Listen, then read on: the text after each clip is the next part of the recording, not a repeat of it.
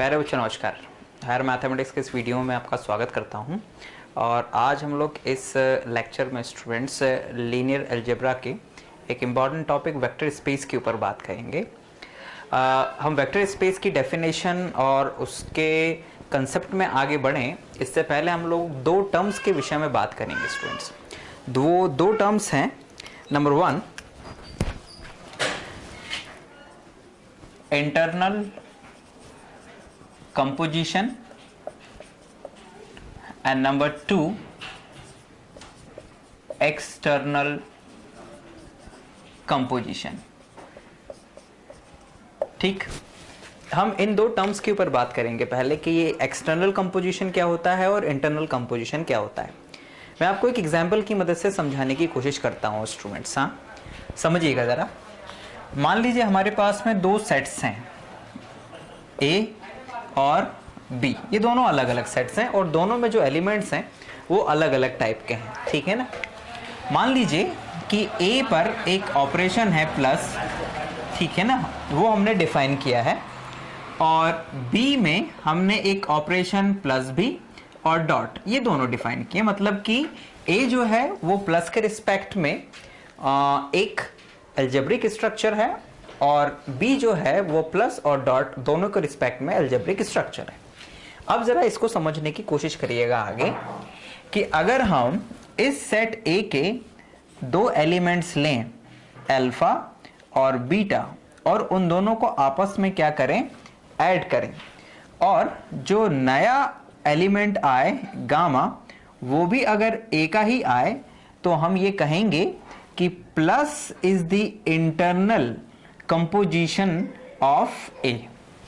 I repeat again, हम ये कहेंगे कि जो प्लस है वो ए के लिए इंटरनल कंपोजिशन है।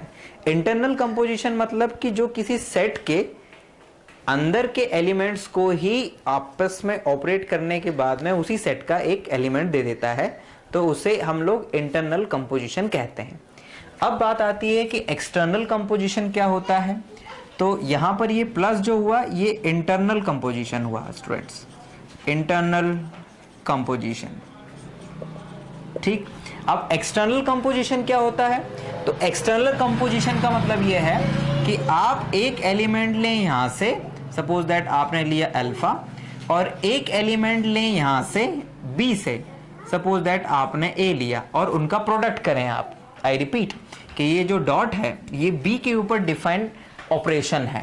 तो अगर हम ए डॉट अल्फा करें और हम लोगों को जो एलिमेंट है वो मिल जाए बीटा, यानी कि किसका एलिमेंट मिलना चाहिए, हमें मिलना चाहिए सेट ए का element.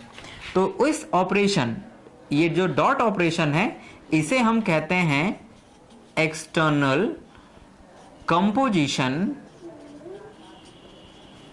For set A. I repeat again students कि अगर ये डॉट ऑपरेशन इस तरह से हो कि एक बी का एलिमेंट लें और एक ए का एलिमेंट लें और ऑपरेट होने के बाद में वो ए का ही एलिमेंट दे, यानी ए में जो एलिमेंट्स हैं उनको हमें रिजल्ट में दे, तो इस ऑपरेशन डॉट को ए के लिए या ए में एक्सटर्नल कंपोजिशन कहा जाता है स्टूडेंट्स। तो यहां पर आप ये समझिए कि इंटरनल कंपोजिशन जब किसी सेट में कोई ऑपरेशन उसी के एलिमेंट्स को ऑपरेट करके उसी सेट का एलिमेंट देता है, तो it is called the internal operation. और एक्सटर्नल ऑपरेशन जब एक एलिमेंट इस सेट से दूसरा एलिमेंट दूसरे सेट से लिया जाए, लेकिन जो ऑपरेशन है वो दूसरे सेट का लिया जाएगा, लेकिन जब आपस में इनको ऑपरेट किया जाएगा तो जो एलिमेंट मिलेगा वो हमें इस पहले वाले सेट का ही मिलेगा जिसमें से हमने एक जो एलिमेंट लिया था। ठीक है ना, मतलब जिस सेट का ऑपरेशन यूज हो रहा था उसका एलिमेंट नहीं मिलेगा, इस दूसरे वाले का एलिमेंट मिलेगा। तो इसे external composition for that set, इस पहले वाले सेट के लिए एक्सटर्नल कंपोजिशन कहा जाता है। तो ये दोनों ही डेफिनेशन, ये दोनों ही टर्म्स हमने इसलिए पढ़ा है स्टूडेंट्स क्योंकि इन दोनों ही टर्म्स का यूज होगा जब हम लोग वेक्टर स्पेस की डेफिनेशन को पढ़ेंगे और समझेंगे। अब आइए जरा हम लोग अब वेक्टर स्पेस की डेफिनेशन के ऊपर बात करते हैं। नाउ स्टूडेंट्स, अब आइए हम लोग वेक्टर स्पेस की डेफिनेशन के ऊपर बात करते हैं। जरा समझिएगा डेफिनेशन को कि डेफिनेशन कहती क्या है। Suppose students, let V be a set, okay, VFB a set whose elements are called vectors,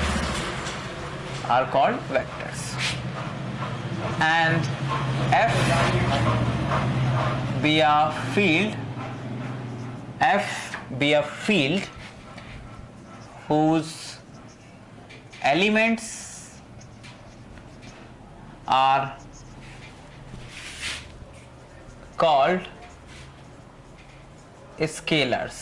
ठीक, मतलब जो V है वो एक ऐसा सेट है जो कि जिसके के एलिमेंट्स को हमने वेक्टर्स कहा, और F एक फील्ड है, प्लस और डॉट दोनों ऑपरेशंस हैं उसमें, जिसके के एलिमेंट्स को हमने स्केलर कहा।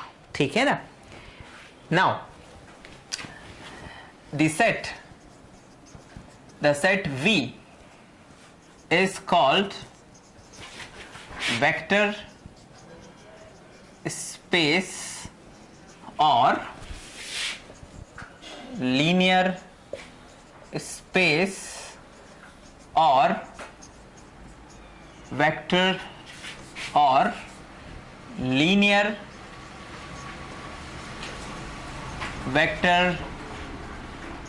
vector space over the field F if VF satisfy following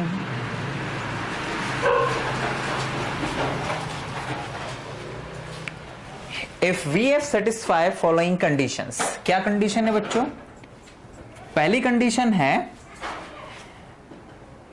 V is, या फिर मैं यूं कहूं कि V plus is abelian group, okay, with respect to internal composition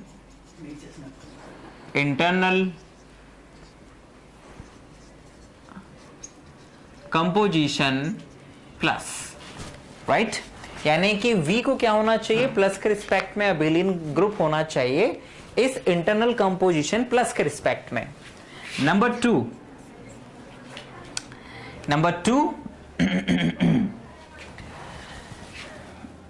VF is closed under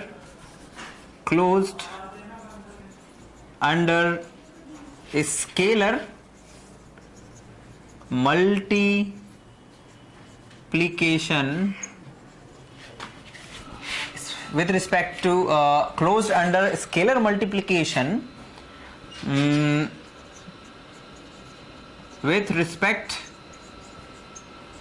to dot means multiplication, ठीक है ना, multiplication with respect to dot, जिसको कि हम लोग स्टूडेंट्स एक्सटर्नल कंपोजिशन भी कहेंगे। ठीक है ना। That is for all A belongs to F and for all alpha belongs to V implies that A dot alpha is equals to alpha dot A belongs to V। ठीक students, okay. तो ये चीज भी होनी चाहिए कि हम अगर A में अल्फा का या अल्फा में A का मल्टीप्लाई करें तो जो भी वेक्टर हमें मिलने वाला है वो वेक्टर हमेशा V में ही आएगा, यानी कि जो भी एलिमेंट मिलने वाला है वो V का एलिमेंट होना चाहिए। ठीक है ना। तो यही एक्सटर्नल कंपोजिशन की डेफिनेशन थी जो हम लोगों ने यहाँ पर समझी थी। ठीक है ना। यानी कि एक एलिमेंट लिया A का, एक एलिमेंट लिया F का, एक एलिमेंट लिया V का, दोनों का मल्टीप्लाई किया तो जो नया एलिमेंट आया वो नया एलिमेंट किसका होना चाहिए? V का होना चाहिए students. Okay, now number 3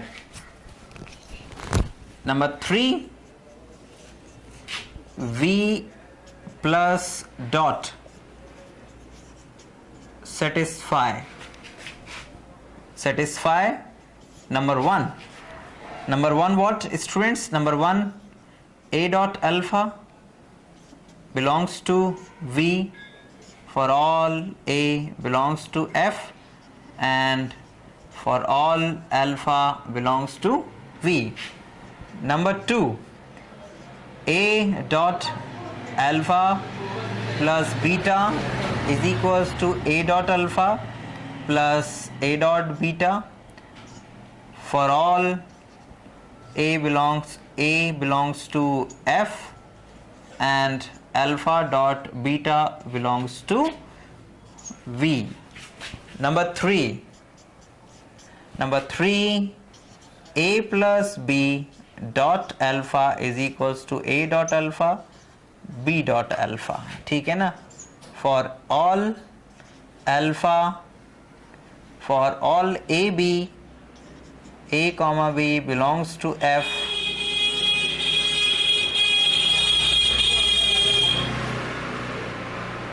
and alpha belongs to V. And number 4, A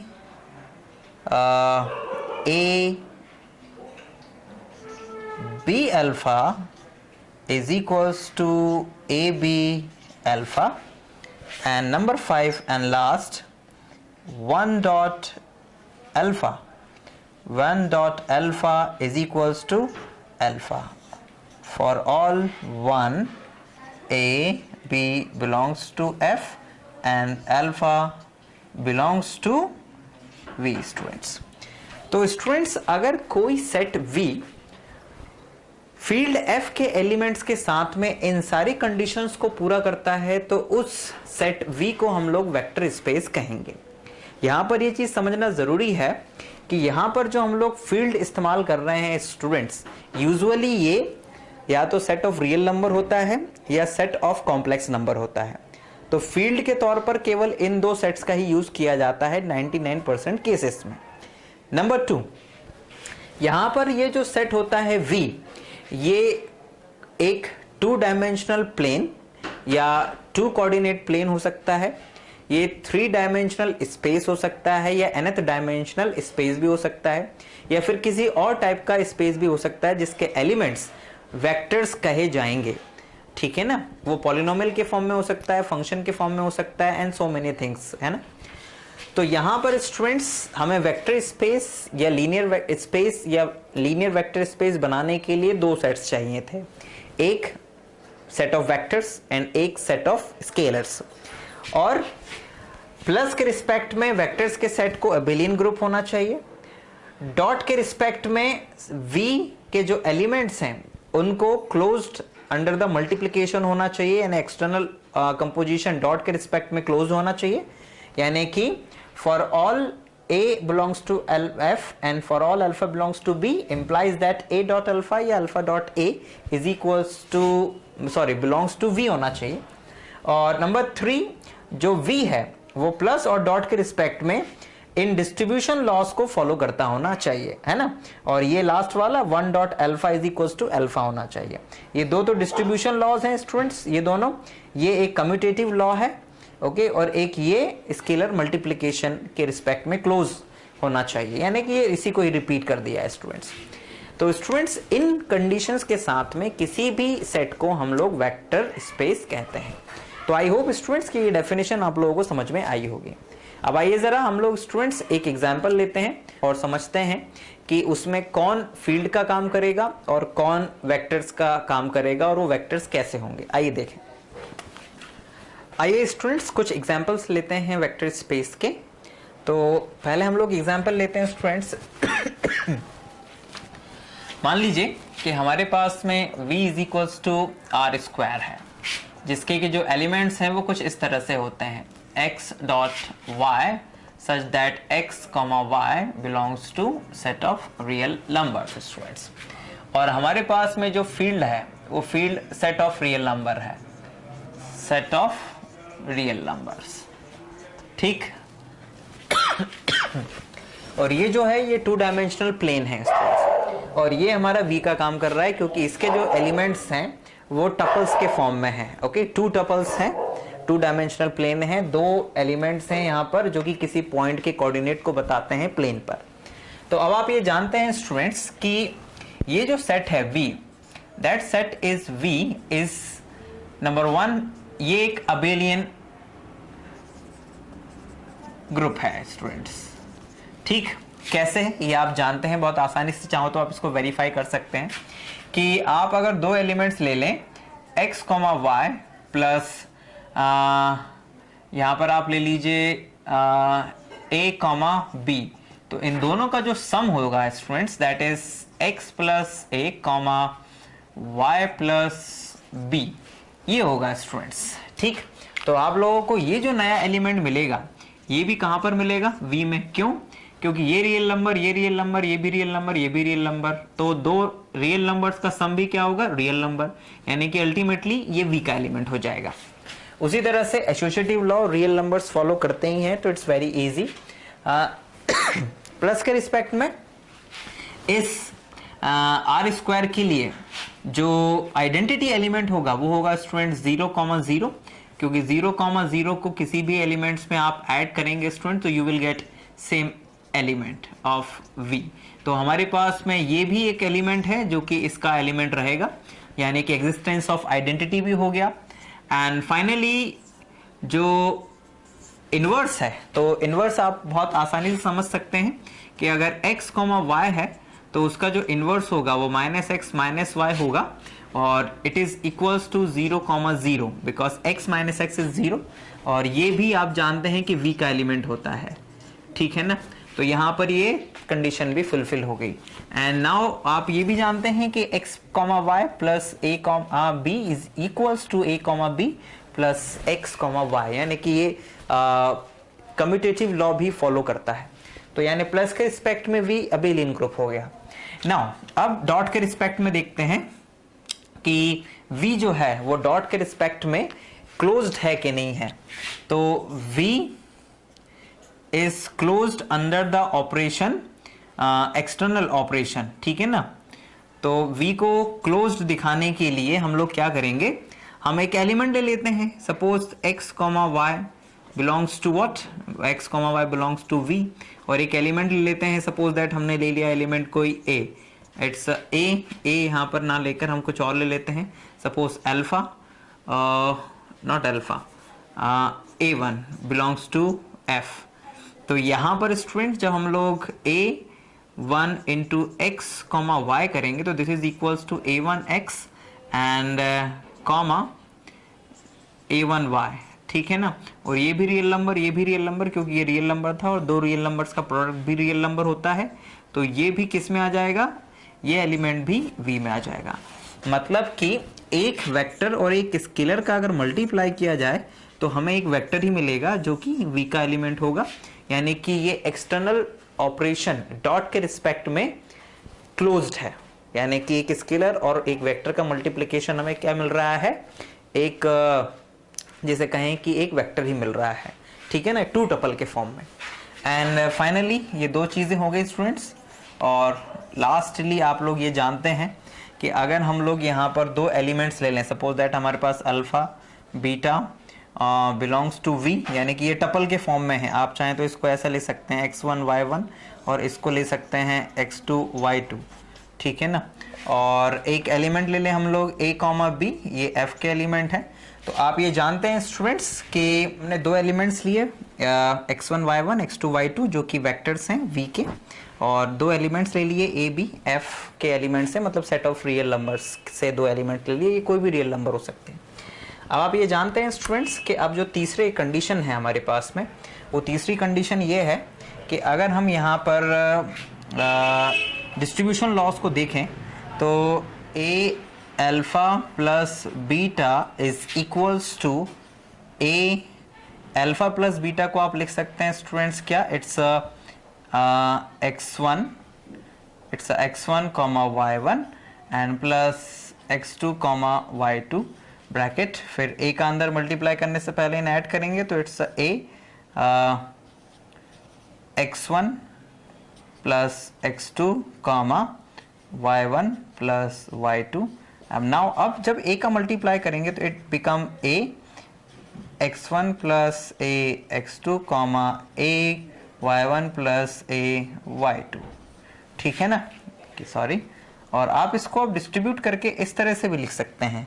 कैसे? You can say that it is a x1 comma a y1 plus a x2 comma a y2, and you can say it is a x1 comma y1 plus a x2 comma y2, और ये बन जाएगा a alpha plus a beta students. तो this is equals to ये, तो ये एक distribution law इस तरह से प्रूफ हुआ। आप दूसरे डिस्ट्रीब्यूशन लॉ को प्रूफ करने के लिए स्टूडेंट सेम टेक्निक आजमाएंगे, बस अंतर ये होगा कि यहाँ पर a प्लस बी रहेंगे और यहाँ पर अल्फा रहेगा। तो a plus b as it is रहेगा स्टूडेंट्स, और यहाँ पर अल्फा की जगह पर आप क्या लिख देंगे, you can write x1 comma y1। तो जब इसका अंदर मल्टीप्लाई होगा स्टूडेंट्स तो ये ऐसे जाएगा a plus b into x1 comma a plus b into y1। ये ब्रैकेट आप इस तरह से लगा लीजिएगा। फिर ये इस तरह से जाएगा स्टूडेंट्स, कैसा? It become a x1 plus b x1 comma a y1 plus b y1। ठीक है ना। और अब आप इसको डिस्ट्रीब्यूट करके कुछ इस तरह से लिख सकते हैं स्टूडेंट्स। कैसे लिख सकते हैं? You can say it is a x1 comma a y1 plus b x1 comma y1। ठीक है ना, बल्कि b को साथ में ले लीजिएगा क्योंकि दोनों के साथ में b है, तो आप इसको इस तरह से भी लिख सकते हैं, ये b x1 comma b y1। ठीक, फिर b को कॉमन ले लीजिएगा तो it become a x1 comma y1 and plus b x1 comma y1, and you can say it is a alpha b alpha. तो ये आपके पास दूसरा डिस्ट्रीब्यूशन लॉ भी पूरा हो जाएगा। और ये तो आसानी से दिखाया जा सकता है कि 1 into alpha is equals to alpha ही होता है, क्योंकि 1 का आप किसी भी टपल में मल्टीप्लाई करेंगे आपको वही मिलेगा। एंड एक वन मोर मतलब आप ये a b dot alpha is equals to a b alpha, ये आसानी से दिखा सकते हैं, तो वो इसी प्रोसेस से आप दिखा देंगे। तो इस तरह से स्टूडेंट्स हम लोगों ने एक एग्जाम्पल लिया जिसमें हमने सेट ऑफ वेक्टर्स जो था वो आर स्क्वायर था और एक फील्ड था सेट ऑफ रियल नंबर का, उन दोनों की मदद से हमने इस वी को वेक्टर स्पेस प्रूफ किया। इसके अलावा स्टूडेंट्स जो सेट ऑफ कॉम्प्लेक्स नंबर होता है ये this is a plus I B सब because such that A B belongs to R, आप इसे भी किसी field set of real number पर इस C को भी वेक्टर स्पेस प्रूफ कर सकते हैं आसानी से। ठीक है ना। इसके अलावा स्टूडेंट्स आर क्यूब, इस आर क्यूब को जिसके की एलिमेंट्स इस फॉर्म में होते हैं x, y, z, इसे भी हम लोग वेक्टर स्पेस प्रूफ कर सकते हैं स्टूडेंट्स। इसके अलावा आप अपनी टेक्स्ट बुक में देखेंगे तो आपको कई सारे एग्जाम्पल्स और मिल जाएंगे वेक्टर स्पेस के। तो स्टूडेंट्स आज के इस छोटे से लेक्चर में हम लोगों ने वेक्टर स्पेस की डेफिनेशन को समझा एंड एक्सटर्नल और इंटरनल कंपोजिशन जो होते हैं उनको समझा, और एक एग्जाम्पल की मदद से वेक्टर स्पेस के क्वेश्चंस को समझने की कोशिश करिए स्टूडेंट्स।